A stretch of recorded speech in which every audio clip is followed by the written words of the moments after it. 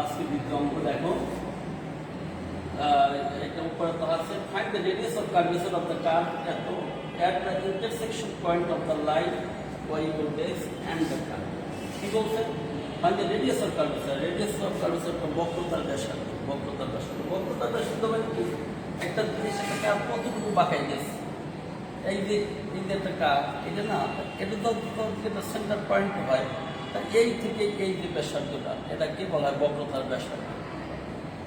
এটা কি বলা হয়? বক্রতার ব্যাসার্ধ। এটাকে ইংরেজিতে রো দ্বারা প্রকাশ করা হয়। রো রেডিয়াস মানে একটা কার্ভ কতটুকু বাঁকাইছে। কার্ভ তো অবশ্যই বাঁকাইছে। সরলরেখার কি বক্রতার ব্যাসার্ধ আছে বলতে পারো? সরলরেখার বক্রতার ব্যাসার্ধ নয়, সরলরেখা তো সরলরেখাই, তার আবার বক্রতার ব্যাসার্ধ থাকবে কেন? বক্রতার জিনিসের যে জিনিসটা বাঁকা তার কি বক্রতার ব্যাসার্ধ থাকবে। সরলরেখা তো সূর্য, ওটার কোনো বক্রতার ব্যাসার্ধ নেই। সুতরাং বক্ররেখার বক্রতার ব্যাসার্ধ আছে, এই জন্য এই কথাটা লেখা আছে কার। চিন্তা করুন, কার বলতেছি এই কার এবং ওয়াই করতে এক্স, এই রেখা, এই কার এবং এই রেখা যদি আমরা চিত্র আঁকি তাহলে একটা বিন্দুতে ছেদ করবে, একটা বিন্দুতে ছেদ করবে। যদি ছেদ করে তাহলে ওই বিন্দুতে বক্রতার ব্যাসার্ধটা কত সেটা তোমাকে বাইর করতে বলছে। এই হলো প্রশ্ন, বুঝতে পারছো? একটা কার আর এটা একটা সরলরেখা, এই দুইটা কার, এইটা এবং এইটাকে যদি আমরা চিত্র আঁকি, ডায়াগ্রাম আঁকি, তাহলে একটা বিন্দুতে ছেদ করবে।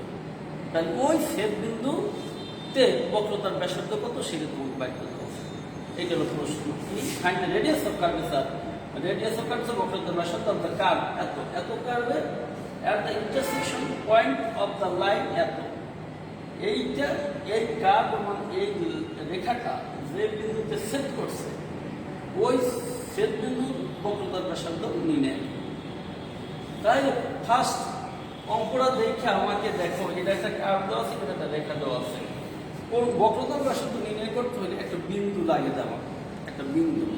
এখানে কিন্তু এই বিন্দুটা সরাসরি বাইর করা নাই। বিন্দুটা তোমাকে বলছে যে ওই ওই বক্ররেখাটা এবং ওই রেখাটা যে বিন্দু ছেদ করে সেই বিন্দুতে তোমার বক্রতার ব্যাসার্ধ বাইর করতে বলছে। কাজেই এখন প্রথমেই তোমার অঙ্কটা পাইয়া চিন্তা করতে হবে যে বক্রতার ব্যাসার্ধ বাইর করতে হলে অবশ্যই কোন বিন্দুতে বক্রতার ব্যাসার্ধ বাইর করা সেই বিন্দু তোমাকে বের করে নিতে হবে। দিয়ে থাকলে তো ভালো, আর না থাকলে বের করে নিতে হবে। অর্থাৎ আমি জিনিসটা বুঝে শিখতেছি, বক্রতার ব্যাসার্ধ বাইর করতে অবশ্যই একটা বিন্দুর দরকার। যেই বিন্দুতে বক্রতার ব্যাসার্ধ বাইর করতে বলছে সেই বিন্দুটা তোমাকে বের করে নিতে হবে। এখানে বাইর করা নাই, বাইর করে নিতে হবে। বলছে যে এই বক্ররেখা এবং এই লাইনটা ইন্টারসেক্ট, অর্থাৎ এই বিন্দুতে ছেদ করছে, ছেদ বিন্দুতে বক্রতার ব্যাসার্ধ চাইছে, তাহলে ছেদ বিন্দুর স্থানগুলো বাইর করতে হবে তোমার। তা ফার্স্ট কাজ হলো যে আমি এই বক্ররেখা এবং এই রেখাটা ইন্টারসেক্টিং পয়েন্টটা বাইর করব। সেজন্য আমি লিখলাম the equation of curve is এত and the equation of line is এত। এখন এই দুটোকে সমাধান করব। তার তো দেখা এখন y = x তো দেওয়াই আছে। এখন যদি আমি এখানে x এর মান পাই তাহলে y এর মান পেতে পারি, তাহলে x এর মান বাইর করতে হবে। তাহলে এখন y এর জায়গায় y এর মানটা 1 নম্বর সমীকরণে y এর জায়গায় y এর মানটা বসাই দিন, তাহলে এখান থেকে আমি x এর মান পাই। সেজন্য লিখি y = x in 1। 1 নম্বরে y এর জায়গায় x এর মানটা বসে, দেখো বসিয়ে এখান থেকে আমি x এর মান পাইছি। এখন আবার লাগবে স্থানাঙ্কতে একটা বিন্দু থেকে স্থানাঙ্ক হয় না, স্থানাঙ্ক হয়ে দিলে দ্বিমাত্রিকে দুইটা মান লাগে, ত্রিমাত্রিকে তিনটা মান লাগে। যেহেতু কিনা দ্বিমাত্রিক x আছে, এখন দুইটা মান লাগবে। তাহলে এখন আমার x এর মান পাইছি, y এর মান দরকার। তার y এর মান এই y = কত x, এখানে তো বসাইতে দিলে আমি y এর মানটা পেয়ে যাচ্ছি। তাহলে the intersection point, so the point intersection of 1 and 2, that এক করে দিয়ে ছেদ বিন্দুর স্থানাঙ্কটা কি হয়? x = a/4 = a/4, এই পাইলাম। তার মানে কি এই বিন্দুতে এখন প্রশ্ন হলো যে এই বক্ররেখাটা এই বিন্দুতে তোমার বক্রতার ব্যাসার্ধ নির্ণয় করতে হবে। এখন এই যে রেখাটার এখন আর কোনো কাজ নেই। এর কাজ ওই পর্যন্ত ছিল যতক্ষণ পর্যন্ত এই দুটো সমাধান করিয়া সেট বিন্দুর স্থানাঙ্কটা বাইর করছে। এখন আর এটাকে 2 নম্বর সমীকরণের কোনো কাজ লাগবে না, এখন লাগবে 1 নম্বর সমীকরণ। 1 নম্বর সমীকরণ তাহলে আমি দেখো 1 নম্বর সমীকরণটা দেওয়া আছে, এখানে কত x দুইটিতে আছে। তো বক্রতার ব্যাসার্ধ বাইর করার জন্য তোমাদের দুটো সূত্র আছে। একটা হলো rho equal to 1 plus y1 square ও y1 square whole to the power 3/2 divided by y2। এখানে y1 y2 y1 হলো ফার্স্ট ডেরিভেটিভ, y2 হলো সেকেন্ড ডেরিভেটিভ। আর একটা সূত্র দেওয়া আছে এইটা। এখন তোমার বইতে আমি তো অঙ্কটা করাইছি, এই বইতে কিন্তু এই সূত্র দিয়ে করাইছি। আমি তোমাদের এর জন্য বোঝার জন্য, এটা তো করা আছে, আমি তোমাদের বোঝার জন্য আমি এই সূত্রটা অ্যাপ্লাই করলাম। যদিও এই সূত্রটা বড়, কিন্তু এই সূত্রটা ক্যালকুলেশন সোজা। যেহেতু এখানে তোমাকে বুঝতে হবে যে আমি কখন এই সূত্রটা অ্যাপ্লাই করবো, কখন এই সূত্রটা অ্যাপ্লাই করবো।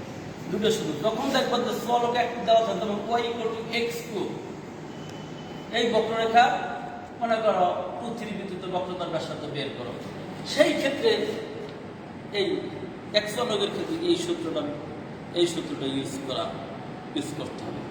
আর যখন 2 চলক হবে, এখানে চলক আছে কয়টা দেখো, একটা দুইটা আছে, সেই ক্ষেত্রে এই সূত্রই অ্যাপ্লাই করা ভালো। অনেক সময় এইটাকে না করে এইটাও অঙ্ক করা যায়, কিন্তু আমার অত ঝামেলার দরকার নেই। তুমি এক চলকের জন্য এই সূত্র অ্যাপ্লাই করবা, আর 2 চলকের জন্য এই সূত্রই অ্যাপ্লাই করবা। বইতে করছি কি তোমাদের 2 চলকের ক্ষেত্রেও অনেক সময় এই সূত্র অ্যাপ্লাই করছে, করে অঙ্কটাকে কঠিন জটা অনেক কিছু করে ফেলছে।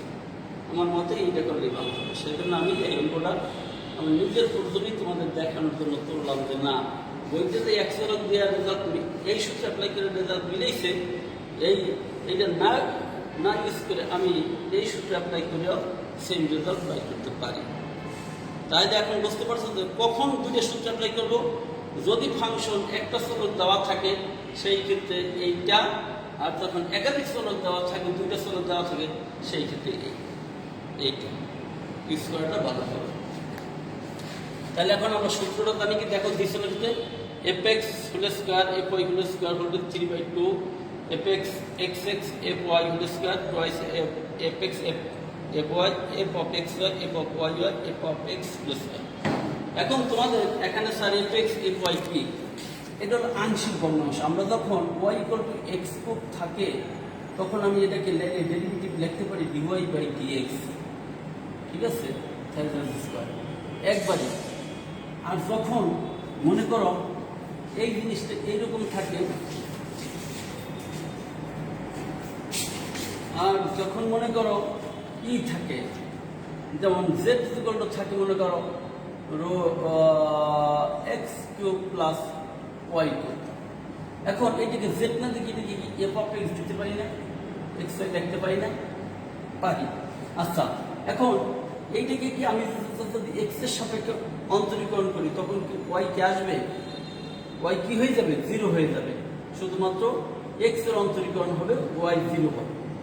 আবার যখন আমি y অন্তরীকরণ করব f of y, তখন কিন্তু x 0 হয়ে যাবে, y অন্তরীকরণ হবে। এটা কি বলা হয় আংশিক অন্তরীকরণ। এটা কি অন্তরীকরণ, আংশিক অন্তরীকরণ। একটা ফাংশনের ক্ষেত্রে, একটা চলকের ক্ষেত্রে পূর্ণ অন্তরীকরণ। আর যখন একাধিক চলক থাকবে কোনো ফাংশনে, তাই সেই ক্ষেত্রে আংশিক অন্তরীকরণ। এটা fx মানে কি, এই ফাংশনটা পুরো ফাংশনটা দেখো, আমি এই ফাংশনটাকে এই 1 নম্বর সমীকরণে এই ফাংশনটা দেখো আমি f of x y লিখছি। দেখেন এই রুট, এটা ইকুয়েশন। তাহলে এখন f মানে এই পুরোটা, আর যখন আমি fx লিখছি, তার মানে এটাকে x এর পার্ট অন্তরীকরণ করছি। অর্থাৎ x এর পার্ট যখন অন্তরীকরণ করবো তখন y 0, আবার যখন y এর অন্তরীকরণ করবো তখন x 0, ঠিক আছে। তাহলে এইটা সূত্র fx মানে এটা হলো কি, f ফাংশনের x এর সাপেক্ষে অন্তরীকরণ করব ফার্স্ট ডেরিভেটিভ, প্রথম অন্তরীকরণে হোল স্কয়ার y এর সাপেক্ষে whole square whole to the power 3/2 f of x। তার মানে কি এফএক্স মানে কি প্রথমবার এই ফাংশনটি এক্স এর সাথে ডেরিভেটিভ করা, আর এফ অফ এক্স এক্স কি এফ অফ এক্স যেটা আছে সেইটাকে আবার এক্স এর সাথে ডেরিভেটিভ করা, ঠিক আছে? তাই সূত্রটা এখন দেখো আমি ডেরিভেটিভ করছি। So form 3 we can write, তাহলে আমি এইটার সমীকরণটা লিখতেছি কত 3 নাম্বার 4 তোমরা দিলাম তাহলে এটা একটা 4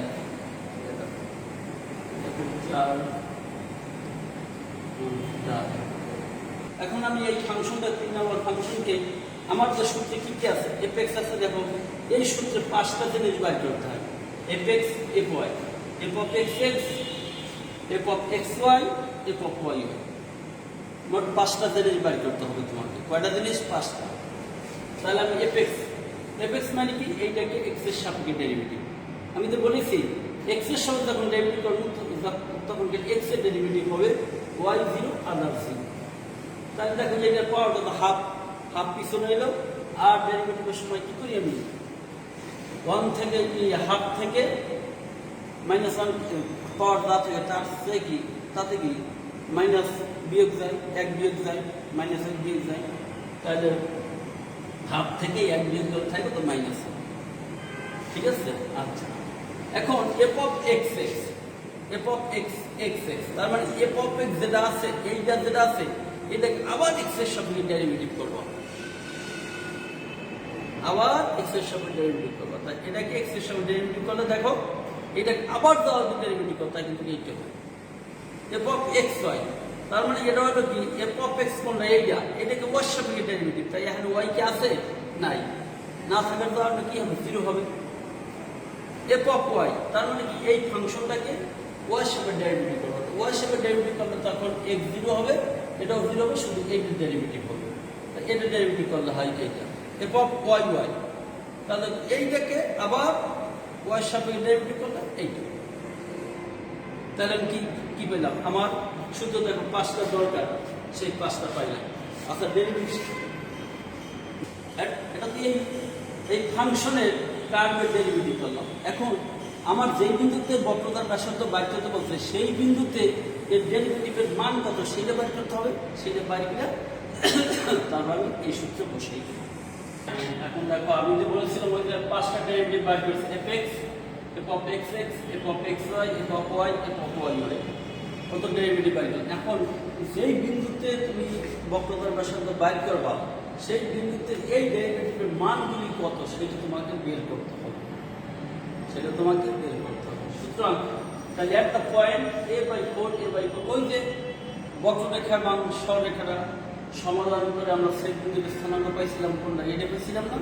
এখন এই বিন্দুতে এফ এক্স এর মান কত, এফ অফ এক্স এক্স এর মান কত, এক্স এর মান কত, এফ অফ ওয়াই কত, এফ অফ ওয়াই ওয়াই কত, অর্থাৎ তুমি যে ডেরিভেটিভটা যেগুলো পাইছো সেগুলো এক্স এর জায়গায় a/4 ওয়াই এর জায়গায় a/4 ওই মানগুলো বসাই দেখো এফ এক্স এর মান আসে 1/√10, এফ অফ এক্স এক্স এর মান আসে -2 2/3/2, এফ অফ এক্স ওয়াই এর মান 0 আসে, এফ অফ ওয়াই এর মান 1/√10 আসে, এইটা মান 8 আসে। এখন তুমি এই যে মানগুলি পাইছো এই মানগুলি কি করবা? তোমার 4 নম্বর সমীকরণে বসাইবা। নাও পুটিং আওয়ার ভ্যালুস ইন 4, ওই উপরের মানগুলি 4 নম্বর যে সমীকরণ তুমি যে বক্রতার ব্যাসার্ধ সূত্র যেটা সেই সূত্র বসাবো। এখন সূত্র তোমরা সবসময় বক্রতার ব্যাসার্ধকে একটা দৈর্ঘ্য একটা মান, এটা কোনো দৈর্ঘ্য কোনো দিন ঋণাত্মক হইতে পারে না, হয়তো ক্যালকুলেশনের খাতিরে আমার মান কোনো সময় ঋণাত্মক এসে দিতে পারে, কিন্তু আসলেও ওকে জোর করিয়া পজিটিভ বানাইতে হবে। সেজন্য যখনই তোমার বক্রতার ব্যাসার্ধ সূত্রটা লাগবা তখনই তোমরা এইটাকে পরম মান দেবা।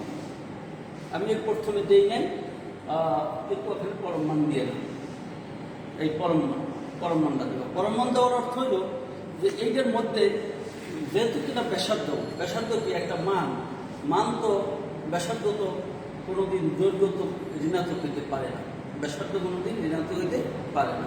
ব্যাসার্ধ মানে কি কিছু না কিছু জায়গা আছে, এটা তো ব্যাসার্ধ এই জিনিসটা তো এইরকম, যেমন এই বক্ররেখা এটা থেকে যাচ্ছে, এটা হলো ব্যাসার্ধ, এটা তো ঋণাত্মক হইতে পারে না। তাই ক্যালকুলেশন করতে গেলে আমাকে ঋণাত্মক আসতে পারে, কিন্তু ওই ঋণাত্মকটাও ধনাত্মক বানাইতে হবে। সেই জন্য সবসময় সূত্রটাকে পরম মানের মধ্যে রাখবা। এই হলো পরমান। পরমান এখন আমি এই মানগুলো বসাই দিই, মানগুলো বসাইছি, বসিয়ে ক্যালকুলেশন করবো। পরমান পরমান পরমান পরমান পরমান পরমান পরমান। দেখো এই শেষে মান পাইছি কত? a/√2 unit. এটাই হলো বক্রতার ব্যাসার্ধ। বোঝা যায়? a/√2 ইউনিট, এটা হলো বক্রতার ব্যাসার্ধ। এখানে পরমাণটা রাখতে হবে। পরমাণটা এই জন্য রাখতে হবে, বলো স্যার কখন উঠবে? হ্যাঁ, পরমাণটা উঠছে মনে করো যদি এইরকম 1/√2 হইতো, তাই সেখানে আমার পরমাণ দেওয়ার দরকার ছিল না 1/√2। কারণ কারণ হয়েছে 1/√2 যে পজিটিভ সবাই দেয়, কিন্তু এখানে কিন্তু ই আছে, এখানে কি আছে? ই আছে। তা আল্লাহ না করবে এর মান যদি নেগেটিভ হয়ে যায়, তাহলে তো বক্রতার ব্যাসার্ধটা নেগেটিভ হয়ে যাবে, ঠিক না? সেই জন্য যেহেতু এখানে কনস্ট্যান্ট আছে, মানে একটা বর্ণ আছে, সেই ক্ষেত্রে এখানে পরমান মাস্ট। আর যখন শুধু যদি সংখ্যা থাকতো তাইলে এখানে পরমান চিহ্ন না দিলেও হতো, কিন্তু যেহেতু এখানে এই একটা বর্ণ আছে, এর মান পজিটিভ নেগেটিভ দুটোই নিতে পারে, কিন্তু এখন হইতেই পারে কি পজিটিভ। তা তোমরা তো বক্রতার ব্যাসার্ধ পাইলাম, কি রেজাল্ট হলো a/√2 ইউনিট। ইউনিট মানে একক। এখন এখানে পরম মানটা অবশ্যই তোমাকে দিতে হবে, কেননা এই জন্য যে কারণ এর মান যদি নেগেটিভ হয়ে যায়, তা বক্রতার ব্যাসার্ধটা নেগেটিভ হয়ে যাবে, কিন্তু ব্যাসার্ধ দৈর্ঘ্য কোনোদিন নেগেটিভ হয় না। সেই জন্য এটাকে পরম মানের মধ্যে অবশ্যই তোমাকে রাখতে হবে।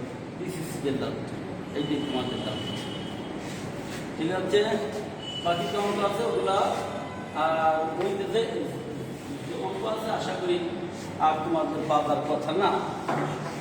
যদি এক্সেলের ফাংশন হয় তাহলে এই সূত্রে অ্যাপ্লাই করবা, y = 1 + y1² whole to the power 3/2 divided by y2। এখানে y1 y2 হলো ফার্স্ট ডেরিভেটিভ, সেকেন্ড ডেরিভেটিভ। আর যখন একাধিক চলক হবে তখন তুমি এই সূত্রে অ্যাপ্লাই করে অঙ্কগুলো করো। বইতে যেভাবেই করা থাক না কেন, তুমি একাধিক চলক খালি এই সূত্রে অ্যাপ্লাই করো, আর একটা চলকের এই সূত্রে অ্যাপ্লাই করো, তাহলে তোমার কাছে ক্যালকুলেশন সোজা হবে। আর বইতে যেগুলো দুই চলক অথচ এই সূত্রে অ্যাপ্লাই করছে, অনেক কিছু করে সমস্যার সৃষ্টি করে করছে, দরকার নেই, ওগুলো তোমরা এই সূত্রে অ্যাপ্লাই করে করো।